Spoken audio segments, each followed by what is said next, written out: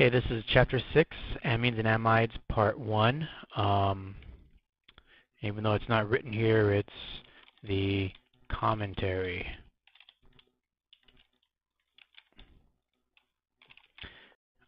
So, let's go ahead and begin really quick. We talked about how, and I briefly talked about this in the past, but I'm going to go into more detail. So if I have a situation like this, where I have, a situation like this, where I have, try this one more time. I have a situation like this where I have a NH3. The fancy name for this is called a ammonia. Now, if I were to sit there and put that on a hydrocarbon, such as what you see right here, the ammonia will undergo a change where one of the hydrogens, that's going to pop off, and the bond is going to go ahead and replace one of the hydrogens that's on the hydrocarbon. That will pop off. And what it will do is it will create what we know as a NH2, and this is a amine functional group. Amine functional group. So my whole point in this is when you have a nitrogen with hydrogens that are attached to a hydrocarbon, we call this again a amine. A amine. So in this case, if we come down here, we have different types of amine. We have primary, secondary, or tertiary. You know whether it's a primary, secondary, tertiary, depending on how many carbons the nitrogen is directly attached to. So for example, the R group represents a general carbon or a set of hydrocarbons in an alkyl group, for example. But if we take a look at this, a nice example right here, if we count the number of carbons it's directly attached to, it's attached to one carbon. Consequently, this is a primary amine. Yes, it is that simple. So if we go to the next example, how many carbons is the nitrogen attached to? In this case, it's attached to 2 carbons. So therefore, it's a secondary amine. If we go down to this third one, 3 carbons. So therefore, it's a tertiary amine. Amines tend to be found in medicines. They also are found naturally in the body, such as in neurotransmitters. Amines are a very important component of amino acids, which are the building blocks for proteins. So here are 2 examples right here. Oftentimes you can figure out that there is an amine functional group because a lot of drug names actually end in amine, which indicates that there is a amine present. By the way, is this a primary, secondary, or tertiary amine? In this case, there are 2 carbons that are directly attached to the amine, so this would be a secondary amine. If we were to go over to this example over here, this is the amino acid glycine. The amine is only attached to one other carbon, so it's a primary amine. So, whenever we name amines as a functional group on a hydrocarbon derivative, we go ahead and we use the amino word. So amino is going to be as a prefix. There's different ways of naming this. Some are common names, some are a different form of UPAC. For primary amines, I'm going to stick with using amino as a prefix. Consequently, in this example, if we go ahead and we count the number of carbons across, in this case it's 3 carbons across, the amine group is on carbon 2, So therefore it's on carbon 2, 2-amino protein. Protein. 2-amino propane. 2-amino propane. Let's go over to this example over here. Technically, alcohols have a higher precedence, aka priority, than amines. So I do need to point that out. But as far as what I'm going to be testing you on, most of my questions will be very loaded, so you will not have to use the precedence to figure it out. You'll just use either the alphabet method or you'll use the side which is closest to the end. So I'm going to go ahead and write an example right up in the upper right hand corner. This is the type of example I could give you on a quiz or exam.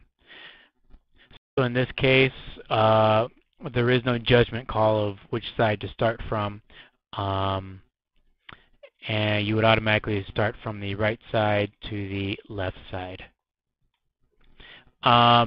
So in this case, I'm going to do the one in the upper right hand corner since that's more realistic. So in this case, carbon 1, 2, 3, 4, 5, 6, 7, 8, 9. So in this case, it would be on carbon 2. So this would be a 2-amino 4-hydrox E. And I'm out of space, so I'll just write it down here. 2, 4, 6, 8. This would be a 2-amino 4-hydroxy nonane. So this is the UPAC method of naming primary amines. I think it's fairly straightforward. You just simply have to memorize amino as a prefix and record the location number on it. So down here, again, more complicated because they use precedence. They started left to right, and it's 4-amino, 2-bromo, 1-butanol. Again, the one on the bottom I probably wouldn't give you just because you'd have to know about the precedence, and I'm not going to require you to know about the precedence. The one on the top, that's the type of example I could give you. So let's go ahead and go to my ISIS sketches. So in this case, it summarizes examples of primary, secondary, tertiary amine. Notice for the primary amine, you are responsible for the UPAC method I just taught you. Now we're about to get into secondary and tertiary amines. So notice these have 2 carbons that are directly attached to the nitrogen, or 3 carbons. There's even a 4 bonded amine, which we call a quaternary amine. Those are more complicated, and I'll talk about those in a bit. But for now, when it comes to secondary or tertiary, you'll have to memorize the common name for that selected molecule. So even if I give you a reaction with a secondary amine, I will have already given you the product, and you would have to name the product and write the or memorize and regurgitate the common name. And you'll see those in a bit. So for example, let's go ahead and go to this one right here. According to my slides, this one right here would be called ethyl methyl amine. Okay, and again, these are ones that I will give you ahead of time, and you have to memorize the secondary and tertiary. I do want to point out that sometimes it's written as methyl ethyl amine. Notice how I switched it around. The alphabet method isn't as important here because it is a common name, and I've seen it written both ways. Both would be acceptable. Here are another examples of primary amines. These are very straightforward. So go through those examples right here to make sure you can figure these out. This one I didn't give you up here. This one right here is actually, well, I think you can figure that one out. It starts on carbon 1, though, because there's only one functional group, we don't really need to put the location number on that one. I like that one.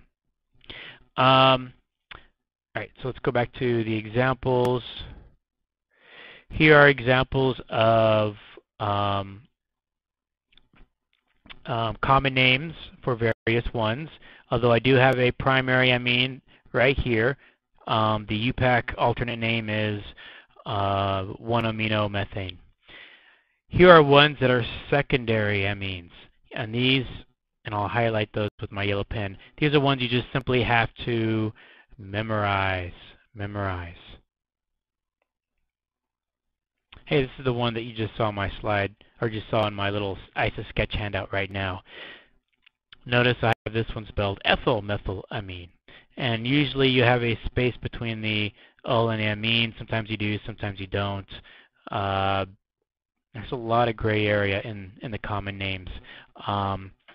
So you can write them all together or you can put a space. Both would be correct. Let's go ahead and go forward. Here are aromatic amines. Here are nice examples right here. Aniline and then 3-methyl and ethyl aniline. Although I teach you about a little bit about how they named the carbon that's on the nitrogen, bottom line is when it comes to these examples, you simply have to memorize them. So memorize these two examples right here. I'm not going to do anything else with aromatic amines at this point. Just too much stuff to do. But let me go ahead and explain. Whenever you see an italic N, such as N right here, basically what this means is the N-ethyl, which I'm underlining right here. I'll go ahead and I'll highlight it. The N-ethyl refers to the branch that's coming off of the nitrogen of the amine. So that's how we go ahead and we name branches off of secondary amines.